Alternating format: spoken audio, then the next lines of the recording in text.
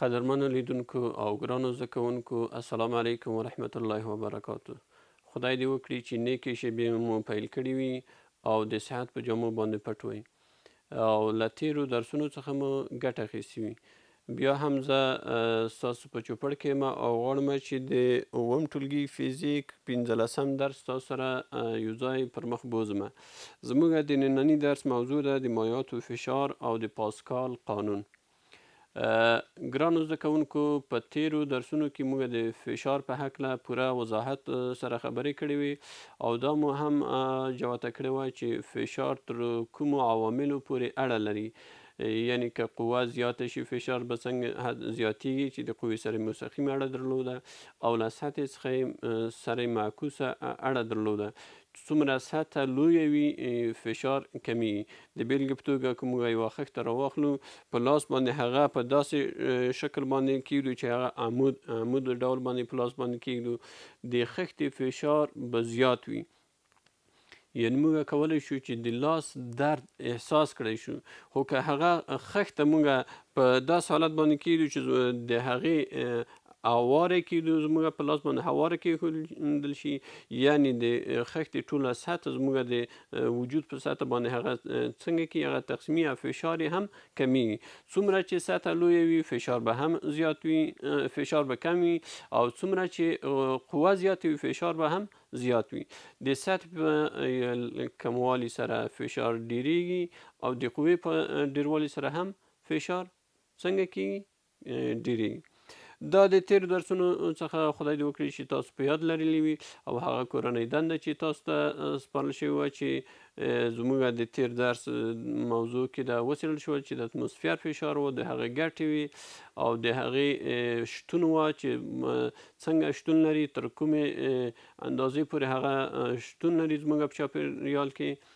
د هغې په هکله مو درته کورنۍ دنده سپارلې وه چې څه نه څه باید مطالعه وکړئ او د دې لپاره چې په موضوع باندې حاکمیت پیدا کړئ. خدای دې وکړي چې مطالعه مو هم کړې وي. اوس راځو د مایعاتو فشار او د پاسکال قانون څېړنه کوو. ګرانو زده کوونکو مخکې له دې چې د مایعاتو په فشار باندې پوه شو، د ستاسو د کتاب په 44 پاڼه کې یو فعالیت ترسره شوی دی چې اول غواړم هغه ستاسو سره ترسره کړم چې د مایعاتو فشار ته کومو توکو پورې هغه اړه لري. وروسته د هغې به انشاءالله په دې موضوع باندې خبرې کوو. که چیرته موږ یو اسوانه ډوله ظرف ولرو داسې یو ظرف ولرو چې د اوبو څخه ډک وي. تاسو وینئ ګرانو زده کوونکو او قدرمنو لیدونکو، تاسو دغه ظرف وینئ چې له اوبو څخه ډک دی. اوبو مې یو څه د پوتاشیم پرمنګنیت په وسیله سره رنګه کړي دي، د دې لپاره چې ښه ښکاره شي. دا په دریو ځایو کې په مختلفو ارتفاعګانو باندې د څنګه مجرا یا سوري لري. که چیرته موږ په یو وخت کې دو څنګه کړو، د سوري خلاص کړو او تاسو به ووینئ چې د کوم یو فشار زیات دی او د اوبه د دو ظرف څخه په څه ډول باندې تویږي.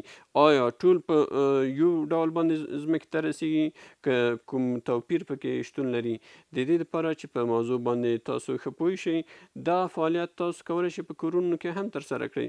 حتی که یو د معدني اوبو بوتل ولرئ چې دغه معدني اوبو بوتل دی، په دې سره هم تاسو کولی شئ درې ځایو کې تاسو د سوری کړئ، د ستنې په واسطه یا د سنجاق په واسطه سوری کړئ او دغه کار تر تاسو کولی شئ چې ووینئ، د دې نتیجه وګورئ. تاسو اوس راځم د دې په خاطر چې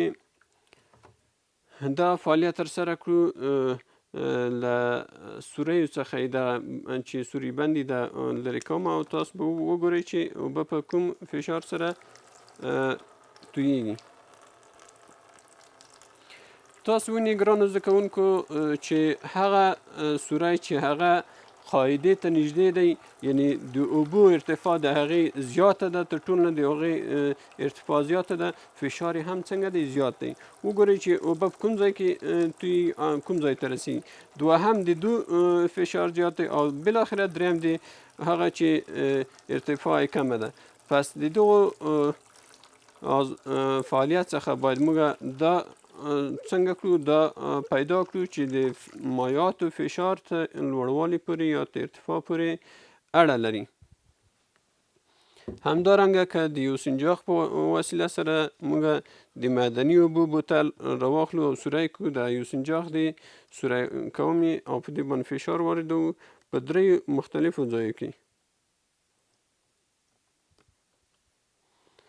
په داسې حالت کې چې له قاعدې څخه تاسو کولی شئ چې ووینئ چې د هغه فشار پې واردوم د دې لپاره چې د اوبو وتل له بوتل څخه تاسو ته ښکاره شي، یا که سر یې پرانیزو هم څنګه کې د فشار تاسو لیدای شئ چې یعنې د دغو سوري څخه په ډېر فشار ثابت وي ځکه چې ډېر واټن وهي، او دغه دوهم لږ کم او دریم بیخي تر ټولو څنګه دی کم دی. یا وینئ چې تاسو په خپله په بوتل باندې اوبه څنګه کې توی، یعنې د دې فعالیت څخه موږ دې پایلې ته رسیږو چې که چیرته د مایع لوړوالی یا ارتفاع له سطحې څخه زیات وي فشار به هم څنګه وي.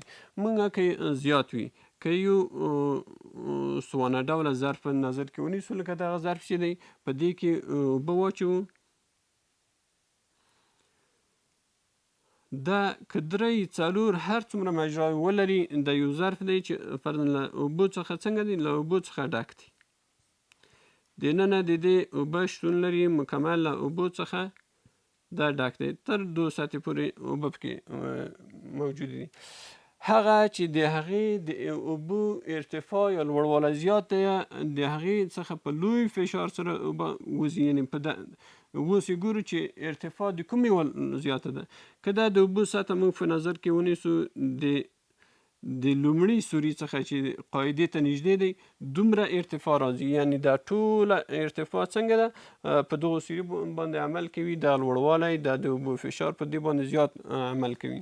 د دوهم سوري چې د دې هغه د لوړوالی فرضاً ته هغې نه کم دی، وګورئ چې لوړوالی دومره دی، یعنې او د دریم سوري څخه په کم فشار سره کې چې د دې فرضاً په دغه اندازه باندې څه شی دی لوړوالی دی، یعنې لوړوالی د تر ټولو کم دی.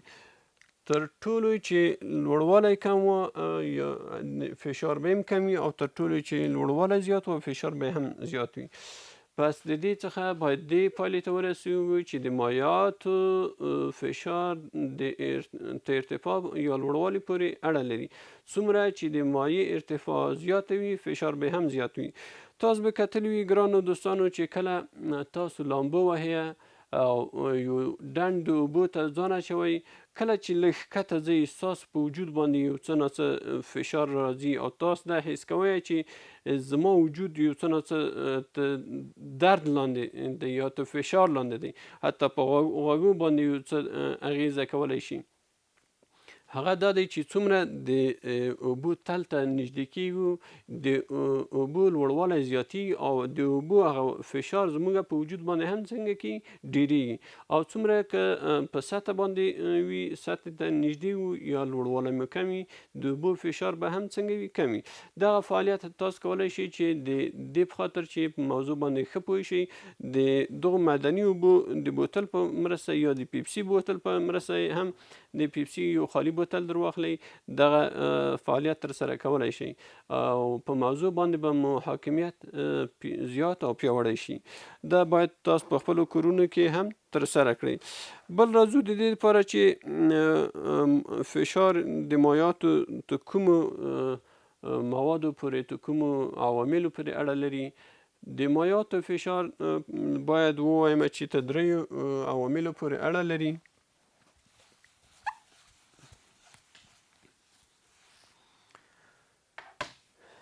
که فشار د مایعاتو موږ د پی په توري سره وښیو، پی مساوي کیږي رو جی ایچ، یعنی دا هغه عوامل دي چې د فشار پورې د نیغ په نیغه د فشار سره اړیکه لري. رو کثافت د مایع دی، کثافت د مایع. پی خو ټولو ته معلوم دی چې څه دی فشار دی، فشار د مایع، او جی د ځمکې د جاذبې قوه ده، د ځمکې د جاذبې قوه. همدارنګه اچ شی دی لوړوالی یا ارتفاع. پس ګرانو زده کوونکو او قدرمنو لیدونکو، له دې درس څخه باید تاسو دې پایلې ته ورسیږئ چې د مایع فشار د دریو عواملو پورې اړه لري. لومړی څومره چې د مایع کثافت زیات وي. اوس د بیلګې په توګه درته ویلی شم چې ممکن چې په مغه لوړوالي کې د اوبو او د شامپو فشار توپیر ولري. که په همدغه بوتل کې موږ دومره د شامپو څخه ډک کړو یا بیا یې د اوبو څخه ډک کړو، د دو فشار حتما یو له بل سره څنګه کوي توپیر پیدا کوي. چې څومره د مایع کثافت زیات وي فشار به هم زیات وي. او همدارنګه څومره چې د ځمکې د کرې په مخ باندې ته نږدې وو، د بحر سطح ته نږدې وو، فشار به هم زیات وي. یعنی د د ځمکې د جاذبې کشش دی چې څومره د ځمکې په سطح باندې وو او د بحر سطح ته نږدې وو، فشار به د مایعاتو هم زیات وي. او همدارنګه که لوړوالی زیاتیږي یا کمی، فشار په دې پورې نیغ په نیغه اړه لري. یعنی په تیر فعالیت کې مو دا په جوته کړه چې څومره د مایع لوړوالی زیاتی فشار هم ورسره زیاتیږي. څومره چې د مایع لوړوالی کمیږي فشار هم کمیږي. د دې لپاره چې موضوع مو ښه درک کړي وي، دغه کولی شئ چې دغه فعالیت چې په مخکې تکرار شو، مخکې ترسره شو، هغه باید تاسو په خپلو کورونو کې ترسره کړئ. یو شی دی بل چې مایعات که موږ په هر ډول ظرف کې واچوو، د مغه ظرف څنګه کې شکل ځان ته غوره کوي. د بیلګې په توګه که لږ اوبه زر واخلمه، اوبه راخلو او بالاخره په دغو ظروف متواصله ورته ویلی شي، د سورنج په واسطه باندې راخلو یا د پیپیت په واسطه باندې راخلو، دو ته متواصله ظروف ویلی شي. یعنی یو د بل سره اړیکه دی، د دو قطر یو ډول دی، د دو قطر له دې څخه ډیر متفاوت دی. یعنی د څنګه دی قطر ډیر لوی دی یا ضخامت زیات دی، او دا په دا ډول سره جوړ شوی دی. دلته قطر کم دی، دلته زیات دی، دلته بیا لږ دی، او دلته بیا زیات دی، دلته بیا هم څنګه دی کم دی. او دا په منکسر ډول یا په مات رقم سره جوړ شوی دی. کله چې په دې کې موږ مایعات اچوو یا اوبه پکې اچوو، آیا په ټولو ظروفو کې، په ټولو هغه کې لوښ کې په یو ډول باندې مایع شتون لري او که به توپیر کوي. څرنګه چې فشار د اتموسفیر یا فشار بهرنی فشار په ټولو باندې مساوي دی، باید دا څنګه شي په ټولو باندې یو شان او مساوي شتون ولري.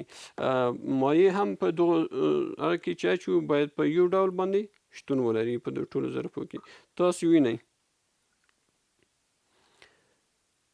که هر څومره قطر ډبل دی هم څنګه دی په یو سطح باندې ټول قرار لري. ټول ځکه فشار د اتموسفیر د بهرنی فشار چې ډیر مهم دی، دا په دې مجرا، په دې مجرا، په دې مجرا او په دې لوی، په دې ټول باندې یو شان عمل کوي. یعنی که مقدار زیات کو هم تاسو وینئ چې بیا هم څنګه دی. البته چې دغه سطح یې څنګه شي په افقي ډول باندې وساتل شي په دې هغه باندې، یعنی داسې کږه او منحني نه وي. دا که په افقي ډول وساتل شي، په ټولو ظرفونو کې تاسو وینئ چې فشار یو ډول دی او مایع په یوه سطح باندې شتون لري. دا د مایعاتو د شکل او بڼې غوره کول یا اختیارول دي چې د تاسو د کتاب په 45مه پاڼه کې دغه تصویر او دغه شکل تشریح شوی دی. پس راځو ګرانو زده کوونکو، د دې لپاره چې په موضوع باندې ښه حاکمیت پیدا کړو، د مایعاتو فشار څه شی دی. د مایعاتو فشار تر دریو مهمو عواملو پورې اړه لري چې یو کثافت د مایع دی، بل د ځمکې د جاذبې تعجیل دی، او بل څنګه دی تر لوړوالي پورې.